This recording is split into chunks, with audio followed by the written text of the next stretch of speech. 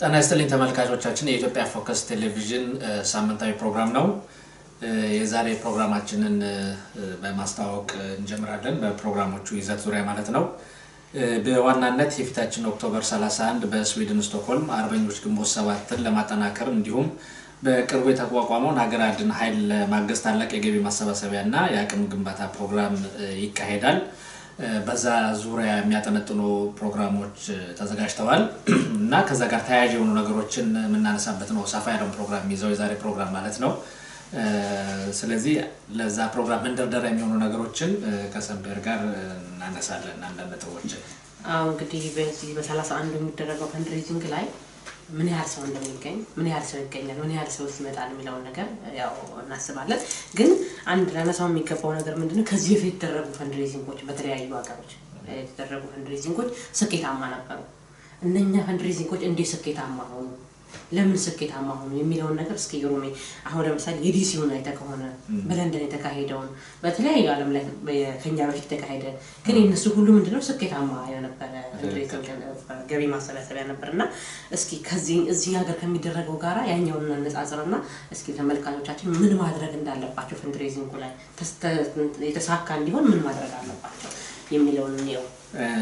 እንግዲህ ጥሩ አሁን አርበኞች ግንቦት 7 ያከናወነ ካለው ወቅታዊ ሁኔታ አንፃር የገቢ ማሰባሰቢያ ፕሮግራሞቹ የተሳኩ መሆናቸው የሚጠበቅ ነው። አንደኛ በዋናነት እንደሚታወቀው ከዚህ ቀደም በተለይ እንደ ድርጅቱ መዋቅርና አወቃቀር መመሬት ላይ ያሉ ስራዎች በመጠኑ ተጀምረውበት ያሉበትና ውጭ ያለው ሁኔታ በብዛት ነበር። አሁን ሞር የሊቀመንበሩ ፕሮፌሰር ብርሃኑ ነጋ ወደ ትግል መውረድና ሌሎችም ነገሮች ተጨማምረው መመሬት ላይ ያለው ትግል ተጀምሮ የተወሰነ ነገር መታየት መጀመሩ አሁን እየተካሄደ ላለው ከፍተኛ የገቢ ማሰባሰቢያ ፕሮግራም ስኬት አንደኛው ምክንያት ነው።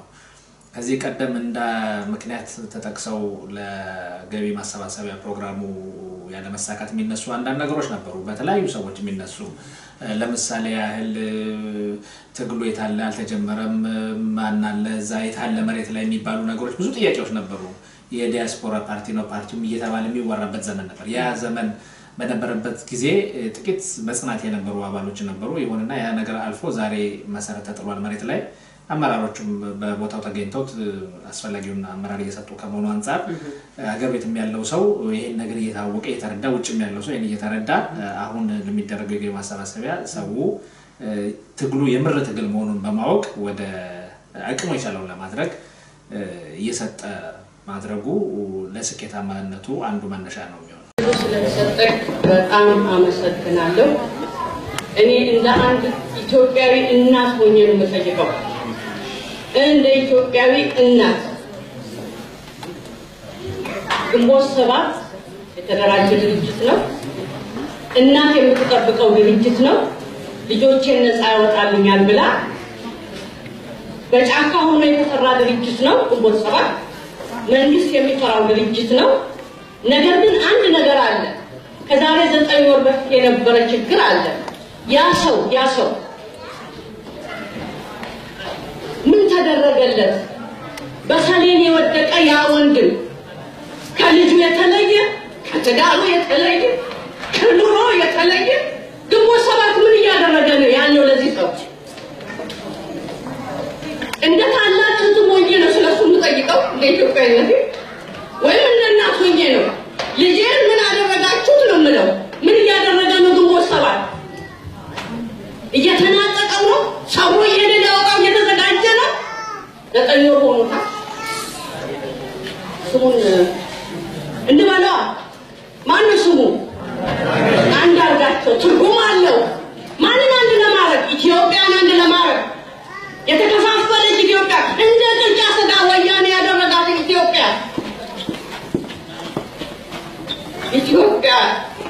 እኔም ለአሞራና ልጅ የተሰጠውባት ኢትዮጵያ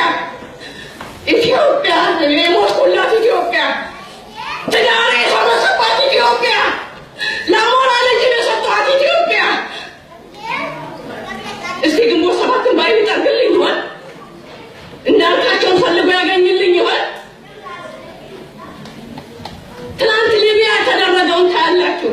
ልጆቼ እንዳሞራ ሲሰቀሉ ደግሞ እሳት ሲነድባቸው እንደ እናት ነው የምጠይቃቸው። እናቶች ውስጥ ታላቁ እናት ኢትዮጵያ እናት ደግ ምስኪን እናት ዛሬ በመካከላችሁ ቆሜያለሁ። እንደ ኢትዮጵያ እናትነቴ ለልጆቼና ለወንድሜ ምን እያደረገ ነው? ግንቦት ሰባት ጀግናው ግንቦት ሰባት ነገ ኢትዮጵያ እናቱ የምትጠብቀው ግንቦት ሰባት ያድነኛል፣ ይታደገኛል፣ አንድ ያደርገኛል እንደምትለው እናት አንድ ናት፣ ሁለት እናት የለም። የሁላችን እናት ኢትዮጵያ ለእንዳልካቸው ምን እየተደረገ ነው? ግንቦት ሰባት ምን እያደረገ ነው? በጫካ እያለ እስካሁን ምን እየሰራ ነው ያለው? ያው እግዚአብሔር ምስክሬ ነው። በለወጥኩት እድሜ ገፋ ያለ ሴት ነኝ። ምን ነው በመጣና ባየ ዛሬ በሰሌን የወደቀ ሰው ማንሳትም አልፈልግም። ኢሞሽናል ሆኜ አይደለም የማወራው።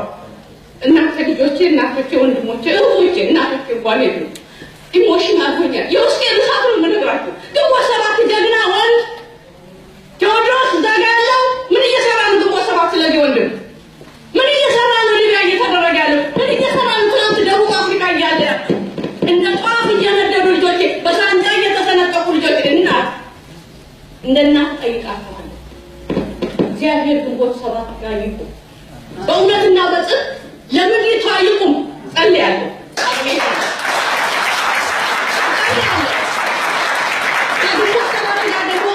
ዲቦራ አይነት ጦረኞች ይነሱ። መጽሐፍ ቅዱስ ላይ እንዳለችው ነገስታትን የሚመሩ እናቶች ይህንን እመኛለሁ። ይህንን አይቼ ዛሬ ብሰናበት ወደ አምላክ ብሰበሰብ ደስ ይለኛል። ግንቦት ሰባት እግዚአብሔር ይባርካችሁ። ግንቦት ሰባት የልብ አንድነት ይኖራችሁ፣ አንድ ልብ ይኖራችሁ። ለኢትዮጵያ ለወደደች ኢትዮጵያ ይቺ ባንዲራ በዚህ እድሜ የተሰደድኩባት ባንዲራ ሀገር ስወጣ የፋሽስት ሚስት ተብዬ ወጣሁ። ባንዲራዬ የናዚ ሚስት ተብዬ ወጣሁላት። ባንዲራዬ ኢትዮጵያ እናት። እስቲ አንድ ልሁን። የምንችለው በጸሎት እንጸልይ፣ የማንችለውን ኢትዮጵያን እናስባል። እግዚአብሔር አባታችሁ ሁሉ ስለሰጣችሁ አመሰግናለሁ። አዎ እንግዲህ ትግሉን ያው ብዙ ሰዎች እንዳልከው የማይቀላቀሉበትና አለ የለም የሚል የህልውናው ጉዳይ የሚነጋገሩ ነበር። ብዙ ሰዎች በተለይ ዲያስፖራው ተሰዶ የሚኖረው ትግሉ በእውነት አለ የለም የሚለው አገር ቤት ያለው ከሚዲያ የራቀ ነው። ይህን ትግል ምን ላይ እንደደረሰ ምን እየሆነ እንዳለ ሊሰማ አይችልም። ያው አንድ የኢሳት ዜና ነው የሚሰማው፣ እሱ ነው ነፃ ሚዲያ። ሌላ ሚዲያ ስለሌለ አይሰማም። ግን በዚህ ደግሞ ተሰደን ያለን ዲያስፖራ ለሆን በስደት ላይ ያለን ደግሞ አንዳንዶቹ መሳሪያ አላነሳም፣ አንዳንዶቹ እንደዚህ የሚባልም ድርጅት የለም እስከማለት ደርሰው ነበር።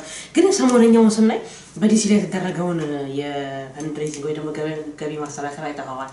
እንዴት አየኸው? ዲሲው በጣም የሚደንቅ ነበር። ቪዲዮውንም ተመልክተናል። እንደው ቪዲዮውን እንኳን ካገኘን ለአድማጮቻችንም እንዳየው እናደርጋለን። ከተገኘ ማለት ነው ቪዲዮውን ወይ ፎቶውን እናደርጋለን። እና $100,000 የአሜሪካን ዶላር ተሰብስቧል። እንግዲህ በቅርብ ጊዜ ታሪኮች እንደምናየው ገቢ ማሰባሰቦች በተለያየ ጊዜ ይካሄዳሉ እና በፊት በቅንጅት ጊዜ የነበረው ተነሳሽነት አለ። በቅንጅት ጊዜ የነበረው ከፍተኛ ተነሳሽነት በዛን ጊዜ ነው እንደዚህ አይነት ብዙ ገንዘቦች ይወጡ የነበሩት በዚህ በዲያስፖራ ከቅንጅት በኋላ ይሄ አሁን አርበኞች ግንቦት ሰባት የፈጠረው ንቅናቄ የድሮን ቅንጅት በማስታወስ ተመጣጣኝ የሆነ ገንዘብ የሚያስገኝ ነገር ፈጥሯል ማለት ነው። ይሄ ማለት ምንድነው? ተቀባይነትን የማግኘት ነገር ከፍ የማለት ነገር ያሳያል።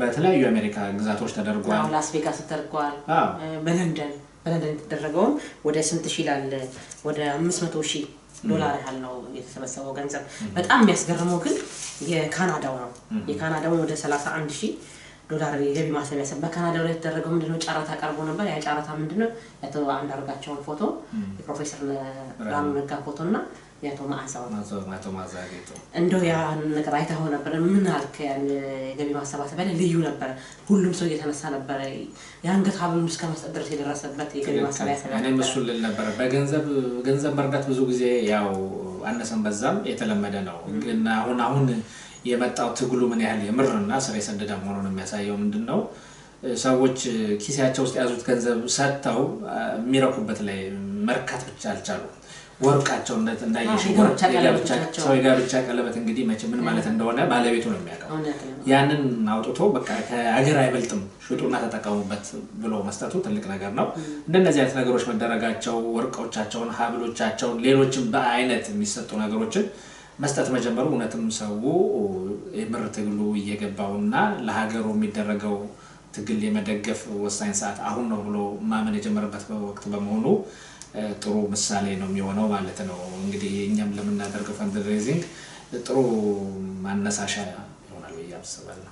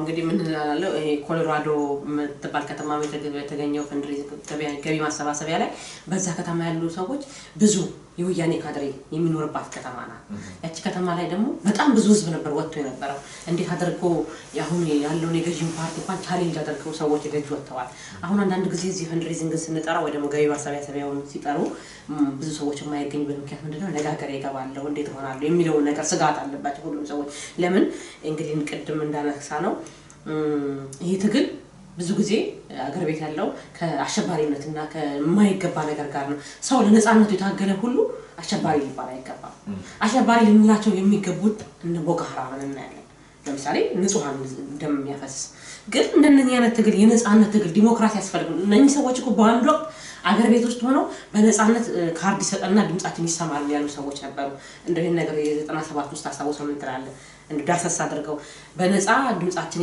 ድምጽ ይስጠንና እንመረጥ ያሉ ሰዎች ናቸው ዛሬ መጣው አርበኞች ግንቦት 7 ነን ብለው በውጪ ደግሞ ትግል ይጀምራሉ እና ሰው ግን ዛሬም ፍርሃት አለበት አዎ እንግዲህ ያው ፍርሃት አስቸጋሪ ነው ከብዙ ነገሮች ይመነጫል ግን ምንድነው በዋናነት ሰው መረዳት ያለበት አንዳንድ ሰዎች ወይም ብዙዎቹ የመርዳት ፍላጎት አላቸው ግን አሁን የተባለው ፍርሃት አለ እንዴ ባረግ ቢታወቅብኝስ ቢነቃብኝስ ብዙ ነገሮች አሉ ግን አንዳንድ ነገሮች መረዳት ያለብን ወደ ወሳኝ ትግል ላይ ስንሸጋገር ቢቻል ፍርሃትን ማስወገድ መፍትሄ ነው ባይሆን እንኳን የተለያዩ መንገዶች አሉ መረጃ ግዴታ ኦኬ ሀገር ቤት የሚሄዱ ምንም አይደለም የሚሄዱ ሰው ብዙ ጉዳይ ይኖራል ግን የሚረዳበት ሰው ትግሉን የሚረዳበት 1000 መንገዶች አሉ አንዷን መንገድ ተጠቅመው ይርዱ ነው ዋናው ነገር በገንዘብ ብቻ ላይሆን ይችላል ብዙ ነገሮች አሉ ግን ከብዙ ካሉት የመርጃ ድርጅቶችን ወይም እነዚህ የዲሞክራሲ ኃይሎችን ከመርጃ መሳሪያዎች በአንዱ ተጠቅመው ቢረዱ የበለጠ ውጤታማ ይሆናሉ ስለዚህ ያንን ቢያደርጉ የበለጠ ውጤታማ ይሆናል አይ በቃ እኔ ብሰጥ እንደዚህ ከሚባል አንዱ የሆነው ነገር ወይ በገንዘብ ይሆናል ወይ በአይነት ይሆናል ወይ በምክር ይሆናል ወይ መረጃ በማቀበል ይሆናል ወይ ኢንፎርሜሽን በመውሰድ ይሆናል ብዙ አይነት ነገሮች አሉ እነዛን ቢያደርጉ ለትግሉ እንደጠቀሙ ይቆጠራልና ፍርሃትን መስበር ብቻ ጥሩ ነው ይሄ ወደ ወሳኝ ሰዓት እየደረሰ ስለሆነ ማለት ነው እንግዲህ በዚህ በ31 የሚደረገው ኦክቶበር 31 ላይ የሚደረገውን የገቢ ማሰባሰቢያ ላይ ብቻ የካናዳውን አይነት ማንኛውም ሰው ባይቀር ቢገኝላቸው ምንድነው እኛ ይሄንን እንደ ሚዲያ ይሄንን የደፈርንበት አገር ውስጥ ካለው ችግር ነው ከዚህ ቀደም ብለን ያያየናቸው ፕሮግራሞች ረሃብን ይዳሰሰ ጦርነትን ይዳሰሰ ሰሞኑን ሶማሊያ ላይ የተፈጸመው ችግር እነኚህ ነገር ኢትዮጵያ ውስጥ ሰላማዊ መንግስት ያስፈልገናል በሰላም ወተና መግባት የምንችልበትን ሰላማዊ መንግስት መመስረት አለብን ሰላማዊ መንግስት ስንል ግን አርበኛ ግንቦት 7 ነው ማለት አይደለም ሌሎችም ፓርቲዎች ሊሆን ይችላል ታዲያ የህዝብ የበላይነት የህዝብ እንቢተኝነት ያስፈልጋል ህዝብ እንቢ ሲል ነው ሲጨክና ሲወጣ አደባባይ ላይ ሲወጣ ነው መብት የሚገኘው ሁላችንም ሻሽተን መብትው እንዴት እናደርጋለን መብትው እስኪት ይገኛል እንግዲህ አሁን እኔ በዋናነት አሁን በ31 በሚደረገው የገቢ ማሰባሰቢያ ፕሮግራም ላይ ሁሉም ኢትዮጵያዊ ተገኝቶ የሀገሬ ጉዳይ ያገባኛል የሚል የከሌ ፓርቲ መባባል ማያስፈልግ የሀገሬ ጉዳይ ያገባኛል የሚለው መጥቶ የበኩሉን ቢያደርግ ጥሩ ነው ፕሮፌሰር መስፍን ባንዶ ሲናገሩ ምናሉ በትግል በተለይ በፖለቲካዊ ትግል ውስጥ መናኛ ማለት እንግዲህ ዝቅ ያለ ቋንቋ መናኛ ስጦታ የሚባለው ገንዘብ ነው ሰው እንደ ትልቅ ነገር ሊቆጥረው ማይገባ ስጦታ ማለት ነው ዛሬ ጊዜ ለፕሮፌሰር ብርሃኑ ነጋን መሪውን ጨምሮ ሌሎችም ብናይ ብዙዎቹ በአውሮፓ በአሜሪካ ብዙ የተዳደለ ሀብትና ኑሯቸውን ጥለው ምሁራን የወረዱበት ምን ለማድረግ ነው ገንዘብ ይሰጡ አይደለም ህይወት የሚያስከፍል ቦታ ላይ ያሉትና ሰው ህይወቱን ሊሰጥ በተዘጋጀበት ሰዓት ሌላው ሰው ደግሞ ገንዘብ መስጠት በሞራል እንኳን ሲመዘን በጣም ዝቅ ያለ ነገር ነውና ይሄንን ህብረተሰቡ ሊረዳ ይገባል በአመት $200,000 በላይ ገቢ የሚያገኙ እንደ ፕሮፌሰር ብርሃኑ ነጋና ሌሎችም በ100,000 የሚቆጠር ዶላር የሚያገኙ ሌሎች በረሃ ወረዱበት ምንም ፍለጋ አይደለም ገንዘብ ፍለጋ አይደለም ሀብት ፍለጋ አይደለም ስልጣን ፍለጋ አይደለም ኢትዮጵያን እናድን ከሚል ነው ስለዚህ ኢትዮጵያን ለማዳን አነሰም በዛም ያለ ኃይል አለ ሲቻል በአካል ሄዶ በመርዳት በመቀላቀል ተብሎ ቢረዱ ለሀገር ጥቅም ይሆናል ሳይሆን ደግሞ ገንዘብ በመስጠት ትንሹን እርዳታ ማለት ትንሹ እርዳታ ገንዘብ መስጠት ነው ይሄን ማድረግ ወጥ የሰጠው ስላለ ማለት ነው ትንሹ እርዳታ ገንዘብ ነው ያልከው ትክክል ትንሹ እርዳታ ገንዘብ ነው በቃ ከዛ በላይ ውጭ ያለ ሰው ምን የሚያደርገው ነገር አለ ሌላውን ምግብ ቆጥሬው ምንም አይሆን በቃ ገንዘብ መርዳት ነው የሎጂስቲክ አቅርቦት ማቅረብ ስለዚህ ይሄን በማድረግ የዜግነት ግዴታው የሚወጣ ከሊና ዳም ነፃ ይሆናል እንግዲህ ማንኛውንም ትግል ሰላማዊውን ትግል የትኛውንም ትግል ተሳትፈን አገራችንን ካለበት የዲሞክራሲ ጫና የአገዛዝ ጫና ነፃ ማውጣት አለብን ብለን ነው የምናስበው በስተመጨረሻ ለተደምተወደው ነገር ካለበልና እንግዲህ ያው እንግዲህ ቀደም ብለን ተቀጣቅሰናል በዚህ እንግዲህ አሁን ፕሮግራማችን ዛሬ በዋናነት የተኮረው ፊታችን ኦክቶበር 31 አርበኞች ግንቦት 7 ለሚያከናውነው የገቢ ማሰባሰቢያ ፕሮግራም ሌሎች ወደ በኋላ ብናናገራቸው የኢትዮጵያውያን አሉ ስለዚህ ጉዳይ አስተያየት የሚሰጡ በዛ በመተራስ ነው ያነሳነው ነጥቡን እንግዲህ ኢትዮጵያውያን ለነጻነት ለዲሞክራሲና ለሀገር ግንባታ የሚደረገውን ትግል መደገፍ ያው የሀገር ጉዳይ ስለሆነ ሁሉም ሀገራዊ ግዴታው ይወጣል እንላለን እንግዲህ ተመልካቾቻችን ከነበረን ፕሮግራም ጋራ ቀጥሎም ከሚኖረን ፕሮግራም ጋራ መልካም ቆይታ እንላለን